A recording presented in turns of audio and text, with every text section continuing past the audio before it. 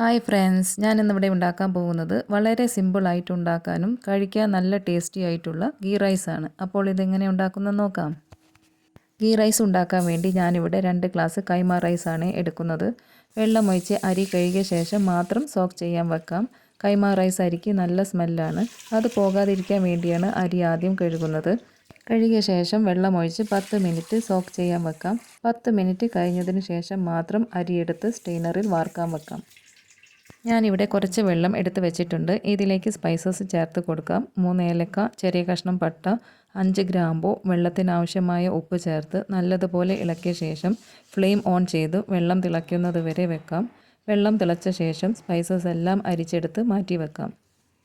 ചൂടാറിയ ശേഷം ഞാനിവിടെ വെള്ളം അളന്നു വെച്ചതാണ്. ഞാൻ നിങ്ങൾക്ക് വെള്ളത്തിൻ്റെ അളവ് കാണിച്ചു തരാൻ വേണ്ടി ഒന്നും കൂടി അളന്നെടുക്കുകയാണ്. ഒരു ഗ്ലാസ് അരിക്ക് 1.5 ഗ്ലാസ് വെള്ളമാണ് എടുക്കേണ്ടത്. അരി അളക്കാനെടുത്ത അതേ ഗ്ലാസ്സിൽ തന്നെ ആയിരിക്കണം വെള്ളത്തിൻ്റെ അളവും എടുക്കേണ്ടത്. 2 ഗ്ലാസ് അരി ആയതുകൊണ്ട് 3 ഗ്ലാസ് വെള്ളമാണ് ഞാനിവിടെ എടുത്തത്.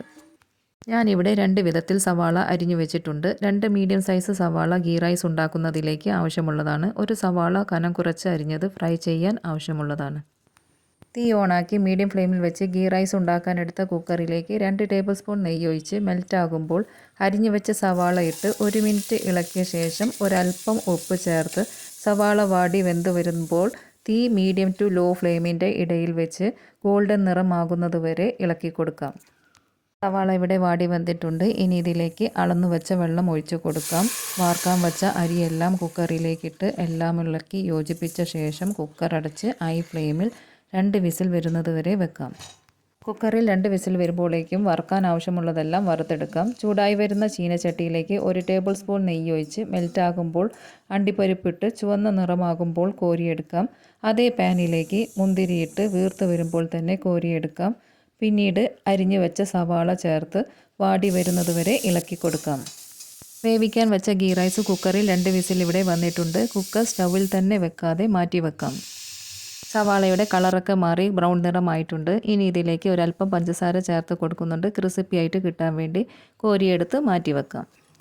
കുക്കറിൻ്റെ പ്രഷറെല്ലാം പോയതിന് ശേഷം മാത്രം തുറന്ന് എടുക്കാവുന്നതാണ്. കുക്കറിൽ നിന്നും വേറെ പാനിലേക്ക് ഞാൻ മാറ്റുകയാണ്. ഇതിലേക്ക് വറുത്ത് വെച്ചതെല്ലാം ഇട്ട് കൊടുക്കാം. നമ്മൾ നേരത്തെ മാറ്റി വെച്ച ഏലക്ക, ഗ്രാമ്പൂ, പട്ട ഇതിലേക്ക് ചേർത്ത് കൊടുക്കാം. കൂടെ തന്നെ വറുത്ത് വെച്ചതെല്ലാം ഇട്ട് കൊടുക്കാം. അങ്ങനെ ഗീ റൈസ് ഇവിടെ തയ്യാറാക്കിയെടുത്തു. ഉണ്ടാക്കി നോക്കിയിട്ട് ഫീഡ്ബാക്ക് അറിയിക്കാൻ മറക്കരുത്. ഇഷ്ടപ്പെട്ട ലൈക്കും ഷെയറും സപ്പോർട്ടും തന്ന് കൂടെ നിൽക്കണേ. പുതിയൊരു റെസിപ്പി ആയിട്ട് വരുന്നത് വരെ നന്ദി, നമസ്കാരം.